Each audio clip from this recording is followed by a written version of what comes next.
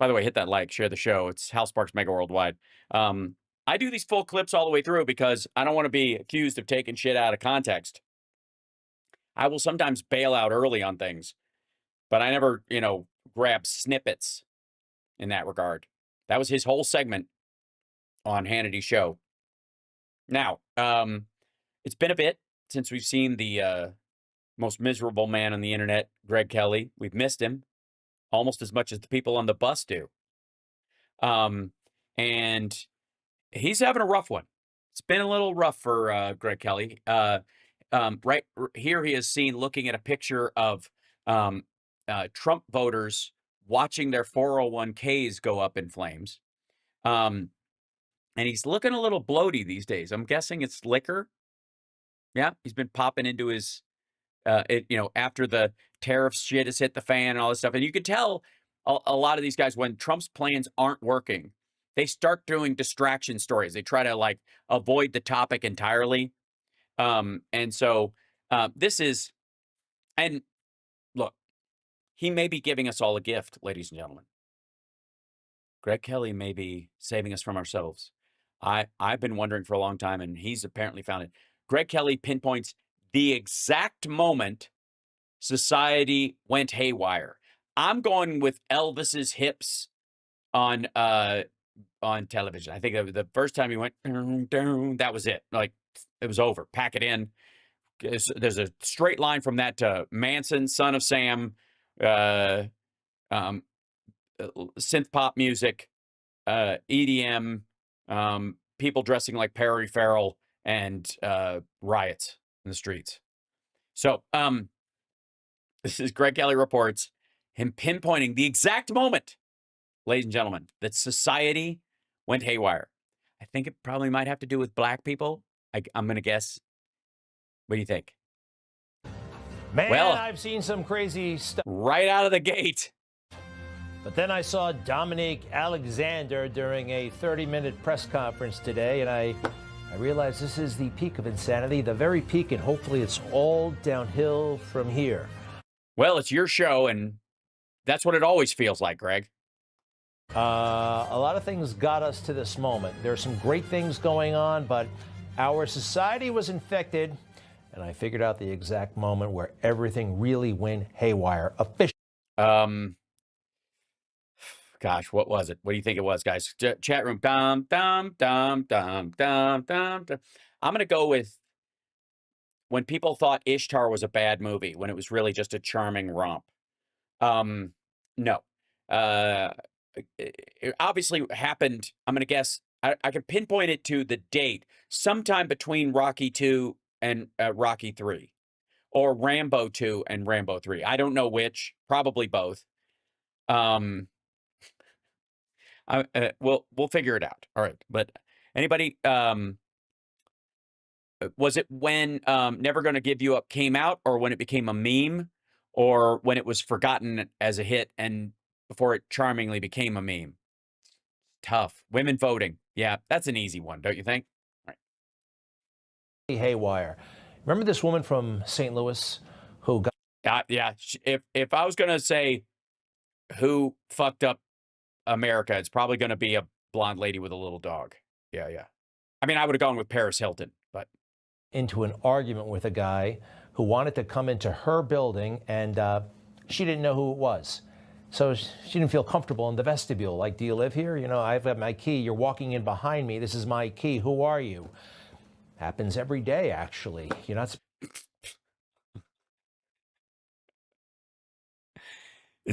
This woman wouldn't be related to Ashley Babbitt, would it, Greg? Did we find out that she's a cousin? Let strangers in the building, and women alone at night. It can be a little uncomfortable with anybody in one of those.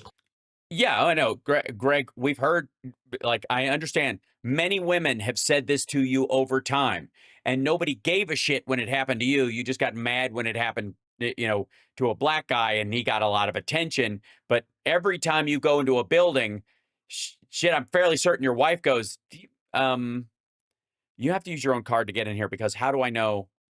Those vestibules. Yes, it all started on a vestibule. Anybody else there? She got into an argument with a black person, and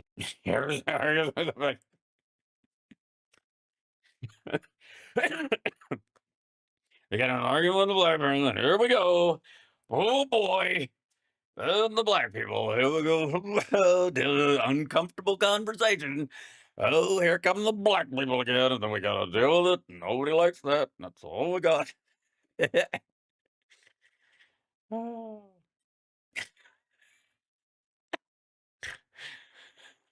That's just gorgeous. Hold on. Wait, we gotta see that again. Him just trying to say she got into an argument with a black person. Watch his face. without anybody else there. She got into an argument with a black person, and I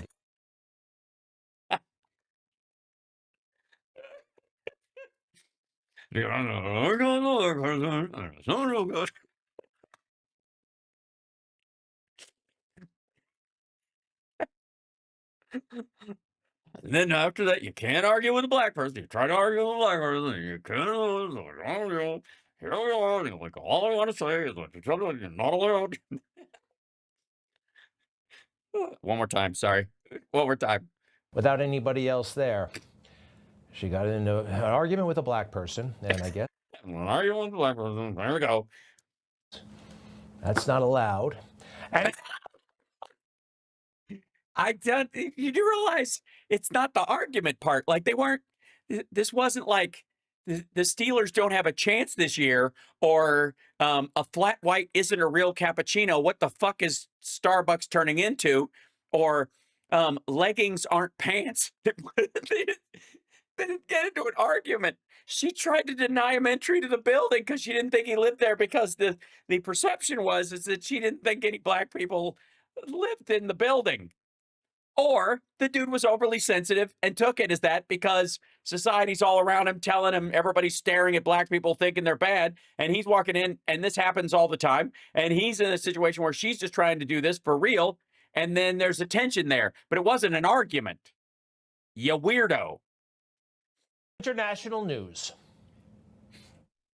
A confrontation caught on video, a white woman blocking a black tenant from entering their apartment building, demanding proof that he lives there. This was the moment that I knew the mainstream media, the dominant, all of it, all of those institutions, I kind of once respected, I don't know, but thought that they were on the up and up.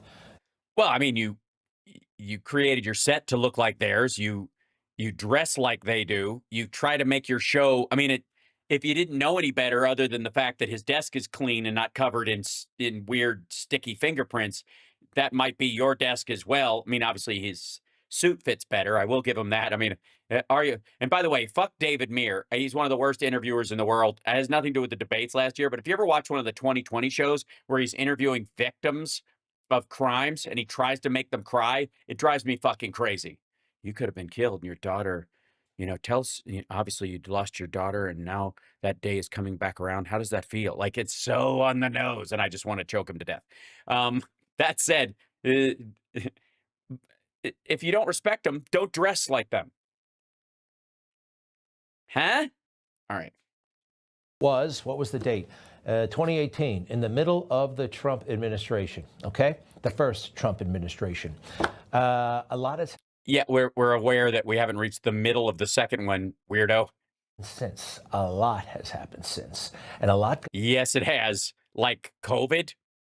even crazier and weirder.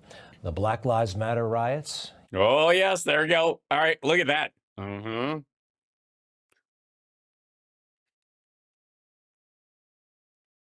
I could tell.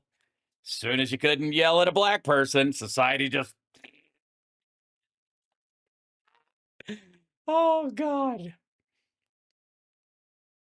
They were celebrated as something good and beautiful, or they were just ignored. They just focused on the stuff they wanted to focus on and ignored.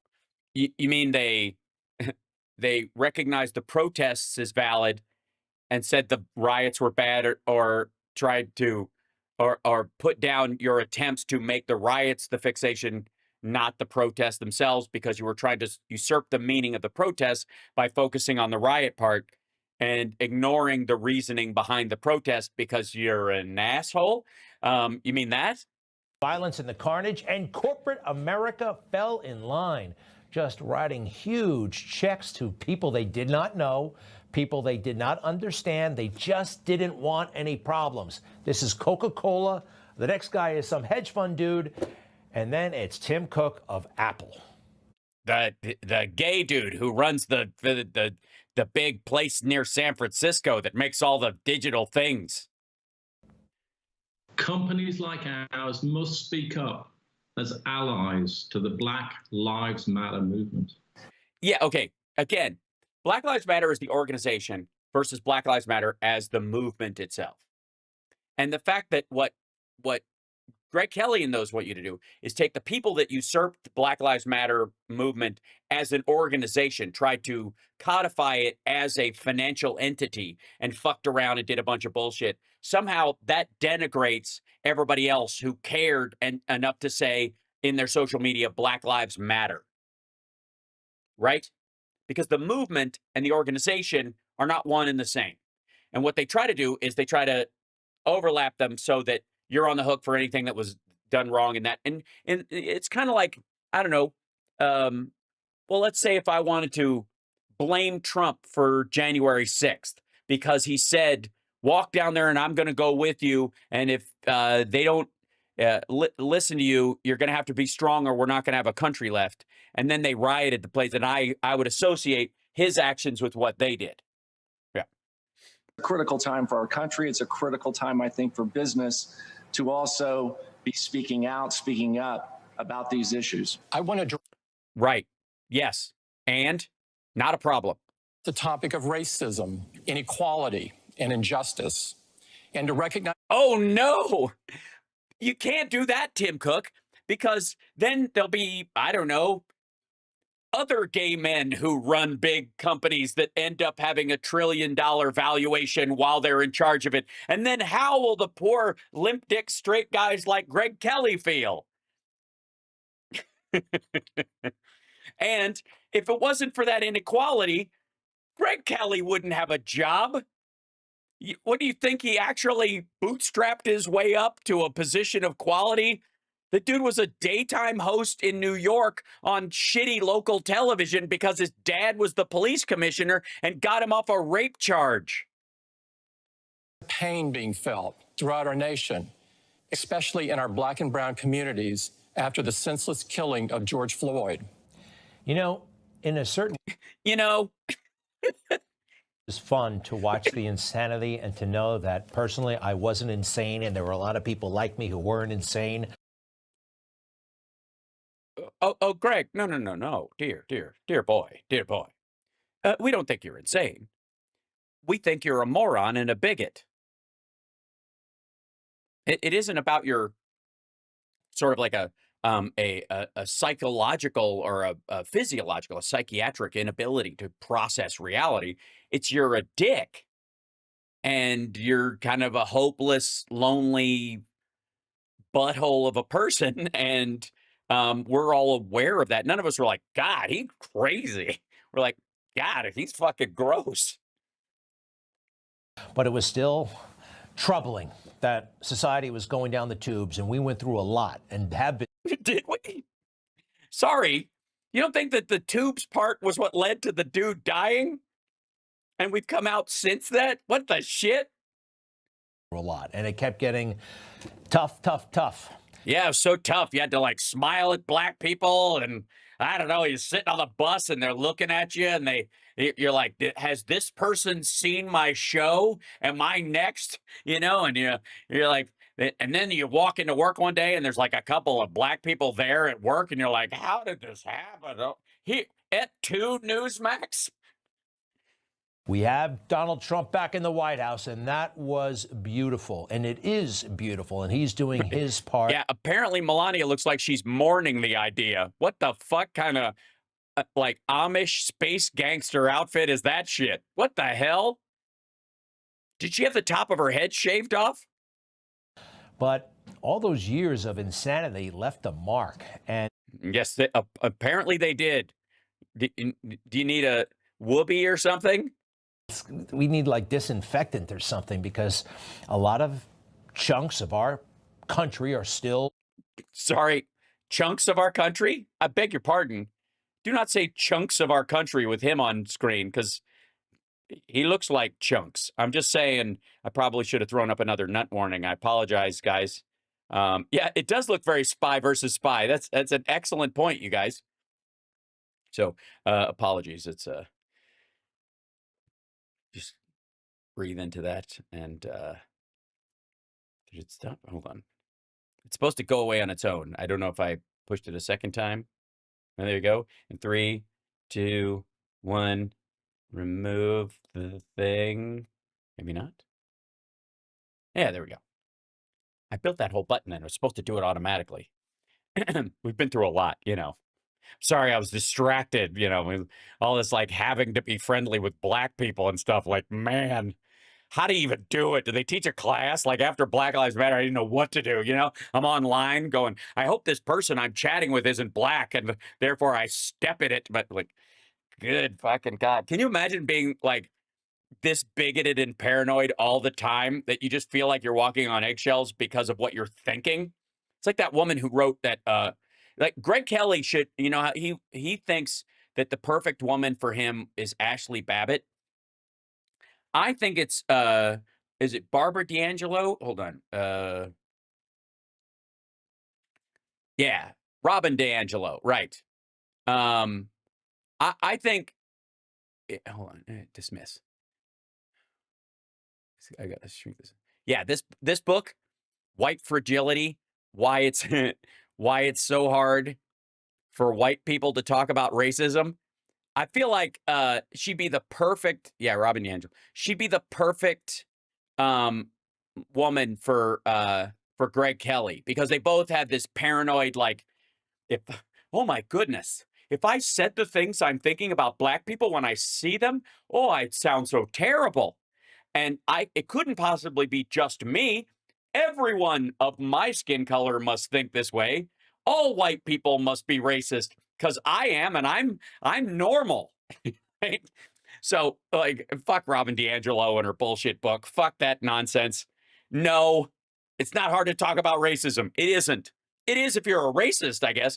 And maybe she's an expert in being a racist because her book is fucking racist as shit. It's racist against black people. It proves that she's racist against black people. And it's racist against white people because she hates, like, she's like self-hating about it because it couldn't just be her. It couldn't just be that these are the like feelings that she and a subset of assholes like Greg Kelly feel all the time because they they're more comfortable with their racism than they want to let on. But no, they have to drag the rest of us into their bullshit. She's the modern day Freud. Well, Freud never healed anybody and was a complete fraud as well. So, yeah. Yeah, it's just, it's the same people who are like writing these like books on Christian forgiveness and like, what have you done? What have you done? Why are you telling everybody? So, Totally backwards and totally crazy. And I think what really exemplifies all the problems. living with the consequences of BLM. Dude, what? We've got a Hispanic guy from Maryland who's been abducted accidentally on purpose and sent to a fucking El Salvadoran gang prison because he was hanging out in the parking lot of a Home Depot looking for work. Shit, he probably rode the bus with you at one point, Greg. And you're still grinding over the fact that you have to give a shit about what? Is there a fucking, you know what? How much you want to bet that there's a giant George Floyd mural in between wherever the fuck Greg Kelly works and wherever the fuck Greg Kelly lives? What do you want to bet? I guarantee, like he just every day, if he forgets to sit on he sits on the left side of the bus and he forgets to intentionally sit on the right side of the bus, he looks out the fucking window and sees this giant picture of George Floyd's face, and he's like, "Gah, gah, gah," right? I guarantee it. And the thing is, what's sad is, it makes me want to get a slide projector or one of those laser projectors and find out where his house is and project a giant picture of George Floyd on the building across this street from his apartment. Desperately. how Greg would call police if a black guy walked in his neighborhood. Yeah, no doubt. Oh my God, he's fucking miserable. It's so good. Can you imagine still like grinding over this shit?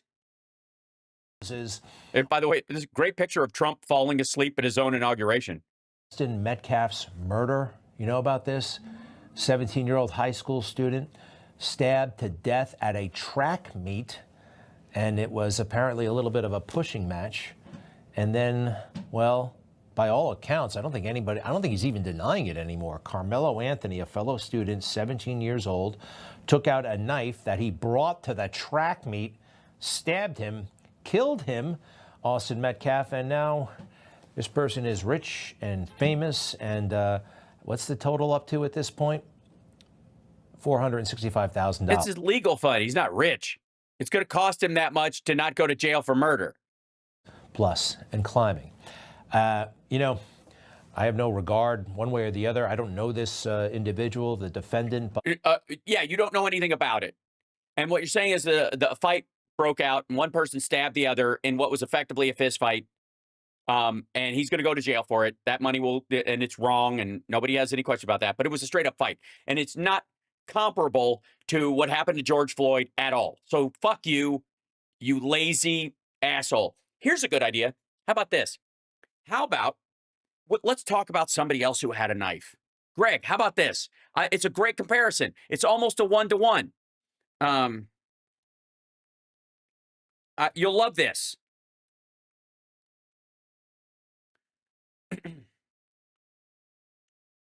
Yeah, man. There you go.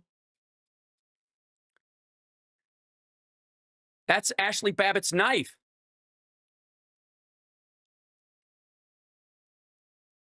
Yeah.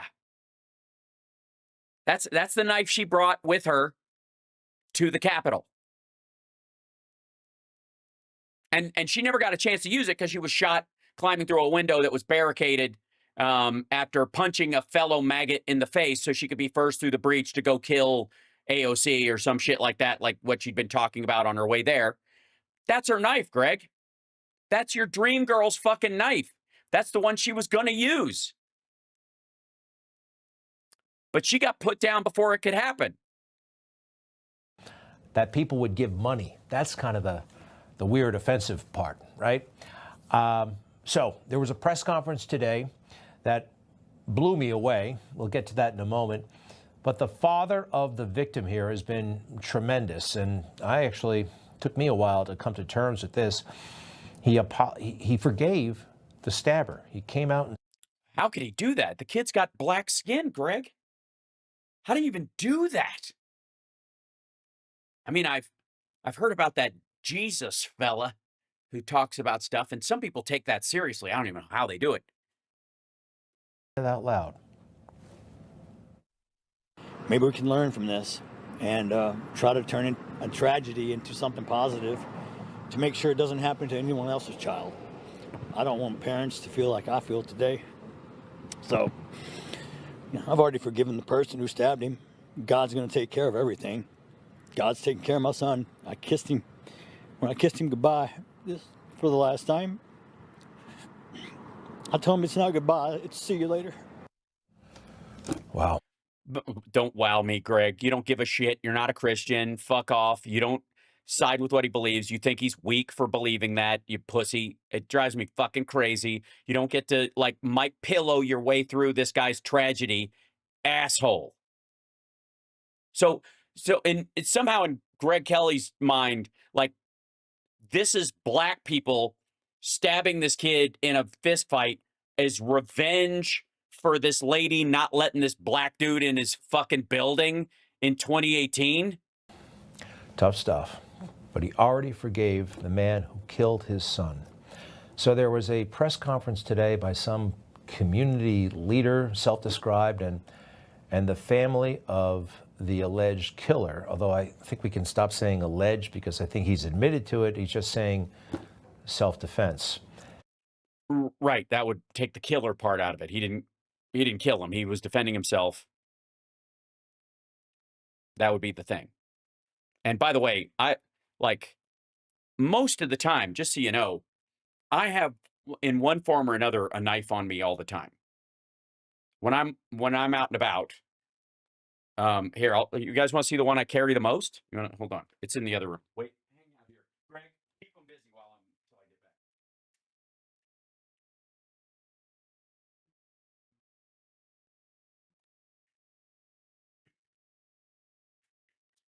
back.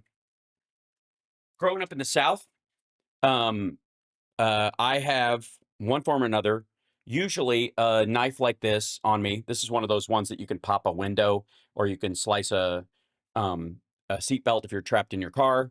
But as a utility knife, it's got a clip on it, and it's a flick knife. Okay, and most of the time, I got to be honest, it comes in handy for cutting open packages. That seems to be the use I get out of it the most. One of the other ones that I have, the blade itself has a blunt end on it, even though it's sharp. You can use it to slice things like a razor, but it has a blunt end on it, so it's got a screwdriver essentially. But I have one of these on me at all times, and it's very natural in the South that people have one on them all the time for just the same reason I did, because you're working, you're like you just, like if you're on a farm, you're on, I don't know. Is it like in the South, we just like, you just don't leave the house without a knife most of the time. So it's not weird that in a situation where if you were getting your ass handed to you and you thought you were 2 or 3 people were ganging up on you, that you might pull it and at least brandish it to get people away, if not use it. So, and I guarantee Greg at least pretends to be friends with some fellow maggots that he's met at Mar-a-Lago or something like that, who do the exact same thing. Because I'm from Kentucky, this is not uncommon. Chat room, does that make sense? Carry at least a knife. There you go. A Leatherman. There you go. Swiss Army one handy. Yeah, if you grow up near the woods, you just do. Yeah, because it's a tool. That's not a knife. This is a knife. Keep pepper spray because I live in the desert. Coyotes, javelinas might be around. Yep. Dad always had a pocket knife. Absolutely. It's not illegal to have a knife on you. Exactly. And if you are in a situation where you think you might be beaten to death or killed, and believe me, if you're having a fight on some bleachers and it goes really south, you can end up fucked up. So anyways, like, again, it would not be my first circumstance to pull it in a fight, but I would not be averse to it if things really took a bad turn. It would make total sense. And you wouldn't go to jail for it. You would go, I consider my life in danger. What kind of knife is it? It's nothing special. It's just like a utility knife. This is my Mason knife, actually. This one has my little, yeah, there you go. I picked this up at a Masonic shop in Philly, I think. And I've had it for a long time, whatever. But it's in my pocket on the clip, like that most of the time. I have a couple of them. And they're useful, right? Most of the time, like I said, when I'm helping people out or whatever, like they come in handy in a lot of different areas, and none of them are violent. So anyways, back to this dipshit. They got started by doing this. Also, and like I said, let me show you something though. Mine's a utility knife. Let me show you the difference here real quick. Besides the Masonic symbol, which I'm sure this is one of those tips that helps you bust a window if you're stuck in your car. This is the thing that you can slit the strap on something. If you're in your car and your seatbelt is stuck or jammed, you can slice it off with this thing. It's a utility knife for specifically a lot of different things. Here's again Ashley Babbitt's fucking knife, which just says Paraforce on it, and it's just meant to be a concealed knife for stabby stab. It's a grip knife with a short blade from Paraforce.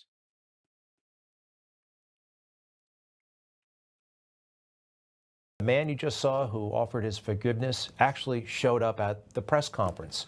I think it's of interest to him, right? He can do whatever he wants. They kicked him out. They called the cops and they kicked the man out. And you'll see him in a moment. He's wearing a blue shirt with sunglasses. The cops feel awful. They offer their hands, like, they start shaking his hand. I think they're very apologetic. So apparently this was private property, so the organization could decide who was there and who wasn't. And so that's the father, and he had to leave. So let's get this thing underway. The guy running it is quite the character. Also, like, again, they could have just been concerned he was there to disrupt. They might not have known that he was there to say he forgives him or say something like that. And again, well, like, this is just Greg being gross. I don't even know how much this we want to watch. Fuck him. Never mind. Like, at this, we're not going to take anything away from just Greg's grind about. Apparently, when I don't know if forgiveness is the problem or Greg's own just like fear of black people seems to be that